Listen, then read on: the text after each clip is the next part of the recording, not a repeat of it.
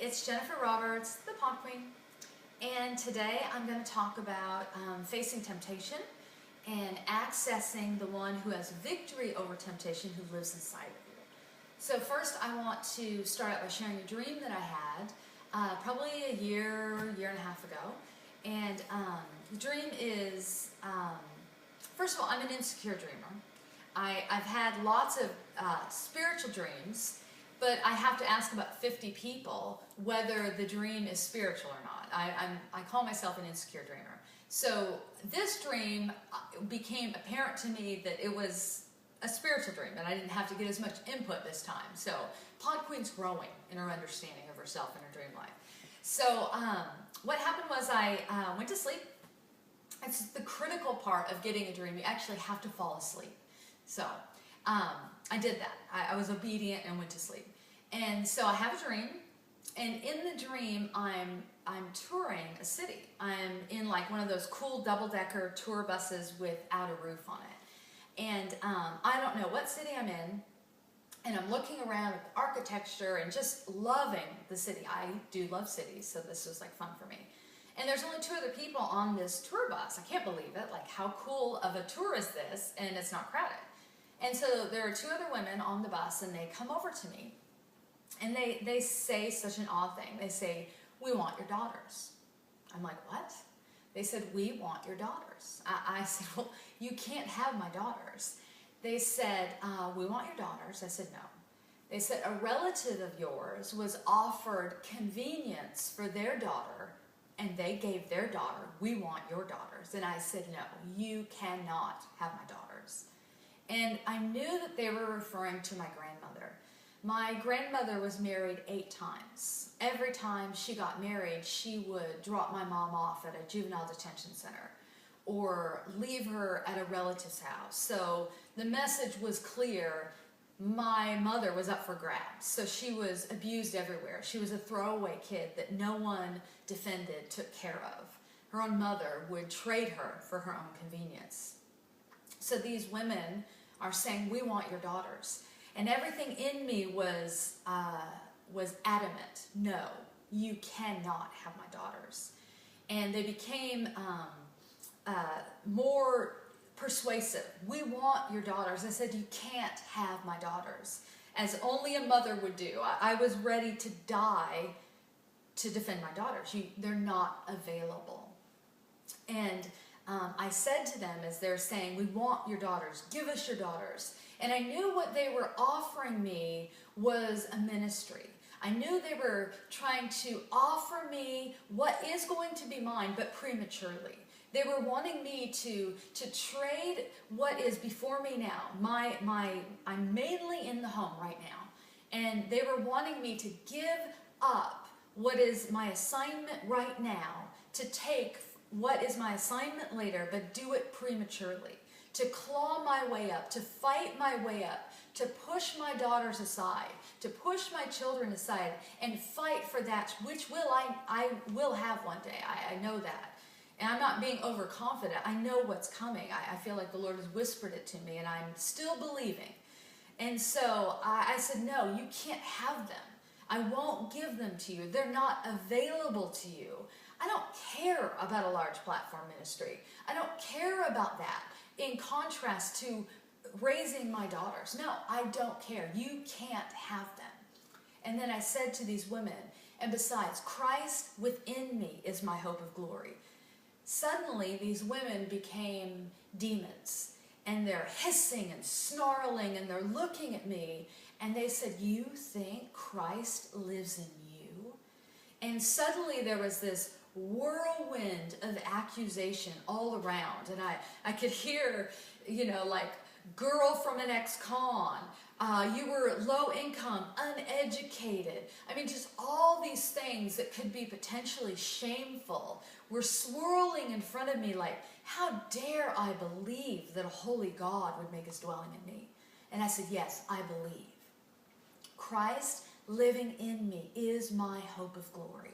And again, you think God is in you, and they're saying to each other, she thinks God is in her. Can you believe it? she thinks God would be inside of her. And I said, yes, he's in me. He's in me.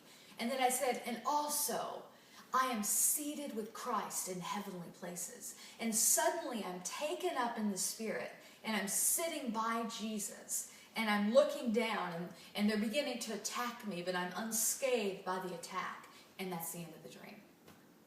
So I wake up, certain I had a spiritual dream. I didn't have to like call my 50 friends and get them to call their 50 friends. I was like, okay, I got a real one this time. And I was, kind of struck by, wow, that was an intense dream. And then I began to meditate on the fact that Christ within me is my hope of glory, Colossians 1:27. I began to study that verse out. I began to think about the implications of the fact that Christ in me means I have a different future than I would have. The fact that Christ making his home inside a weak vessel means I'm not as weak as I think I am.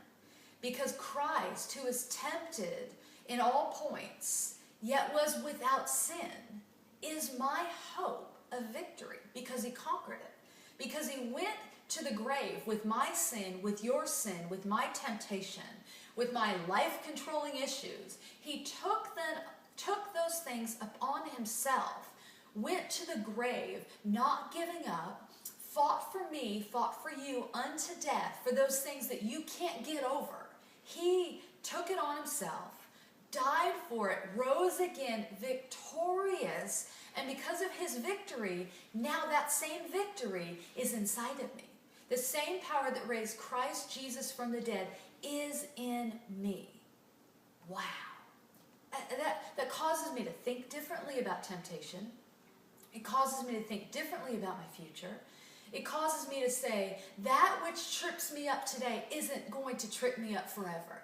There is a day of victory in my future over certain things that I feel like, I feel like I'm a failure in this way. And I go, wait a second, God is in me. God is in me.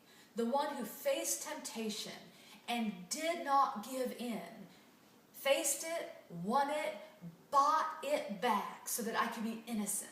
The guilty one, which was me, got innocence because the innocent one took my guilt upon himself and conquered and became victorious. So Christ in me is my hope of glory. I have a future of victory ahead because Christ is in me, because he's made his dwelling in me. So, how does that matter when I'm facing temptation? It's not an ethereal out there, where's God? I'm seeing a piece of cake. Okay, I'm seeing the whole cake. I want to eat that bad boy. Bring on the chocolate cheesecake. No, don't, stop. It's not like I have to call Jesus, hello Jesus, and I get the operator. Just a minute, I'll put you on hold. Jesus, she's on the line again. Click, he's busy. It's not the way it is.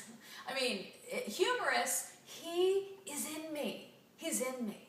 So when I'm tempted, the Bible tells me in Hebrews, consider him who endured such opposition from sinful men so that you will not grow weary and lose heart in your struggle against sin. God will help you in your struggle against sin. Do you get that? I mean, this is powerful. We're not left alone. We're not like, okay, I'll save you from hell, but you're on your own on this life. You've got to get yourself together. No, your hope of glory is in the fact that Christ is in you. He's made his home in you, and there's no temptation that he hasn't faced that he didn't conquer. And if he's in you, that means when temptation knocks on the door, God can answer the door. He can help you. This is not trite Christianity. This is your hope of victory. This is, I don't care what you deal with. This is, you have an eating disorder? Access God who's in you. You struggle with pornography? Access God who's in you. You struggle with same-sex attraction? Access God who is in you. Christ in you is your hope of glory. So I would encourage you. These are 10-minute video podcasts. I mean, I can't change your life in 10 minutes, but God can. So I'm encouraging you, go to Colossians 1:27. Meditate on that verse. Study it out. Find out who's in you. You are not as weak as you think you are. The God who created the universe is living inside of you. You're not alone. You're not alone on this journey. You're not alone on your struggle against sin. Christ in you is your hope of glory. And that's what the Pod Queen thinks. Thanks.